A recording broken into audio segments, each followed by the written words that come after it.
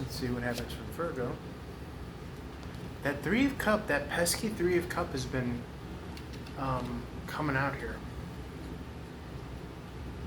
Okay. Now, pesky, pescatarian, it could be the fish, the three fishes, multiplying the fish. Okay, magnifying, multiplying the food, the fish, the sustenance, the women, the joy, the celebration.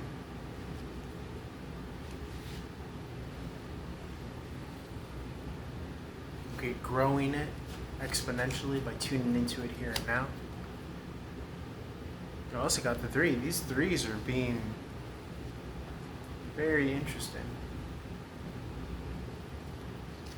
Okay, so multiplying the joy and the satisfaction in your dwelling, in the immediacy, in the present environment here. Three of Wands in the reverse.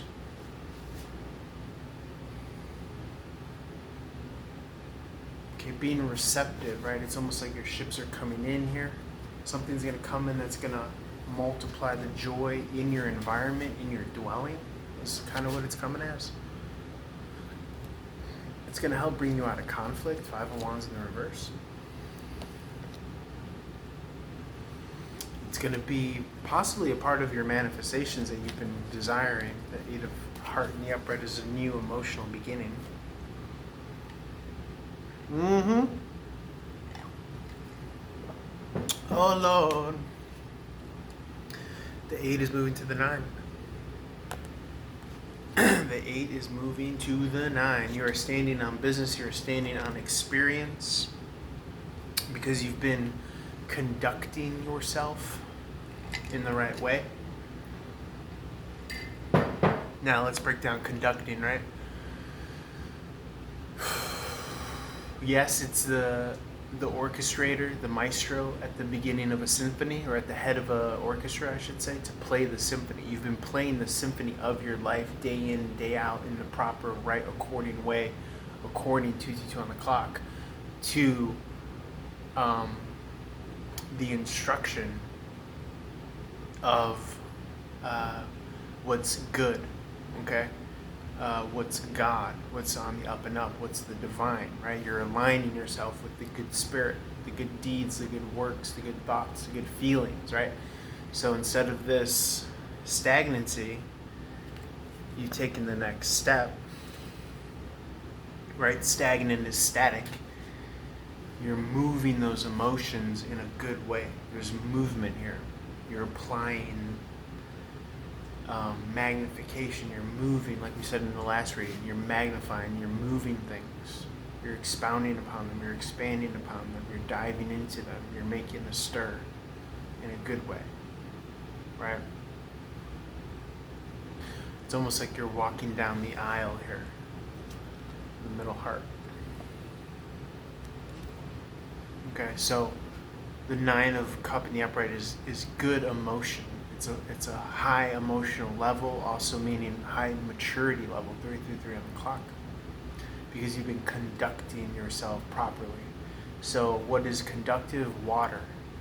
What does it mean to be conductive? It means that the electrons on the atom of the molecule, on the atoms of the molecule, are conducive to jumping off onto the magnet, right?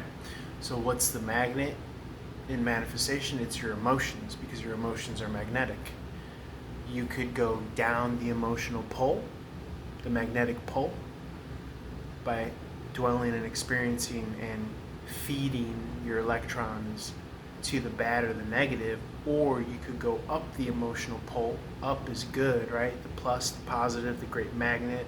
The plus is the cross, right? Plus is good, to add more, because you're an adult is good. So you've been conducting yourself in a healthy, good, positive way. The 9 of Cups in the upright, remember, it's healthy, positive, mature, emotional self-realization and actualization. Remember, we said water is conductive to electricity. So you've been conducting yourself properly emotionally. The emotion is magnetic.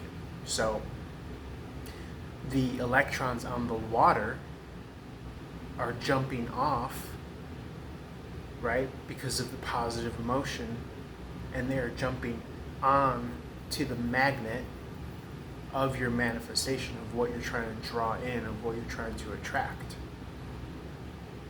Okay? So we have a magnetic pole. The human body is a battery and has a magnetic pole, South Pole, North Pole. Right? Let's think this out loud together. So if my emotions, I've been conducting my emotions. So what does that mean? It means that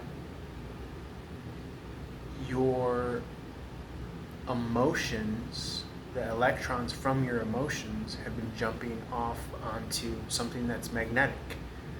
So what is magnetic? It's your body in the 3D, but it's also your astral body or your quantum body, or what you're, I would imagine, pulling in, what you're attracting, what you're reeling in, right? Because what we're doing with our focus,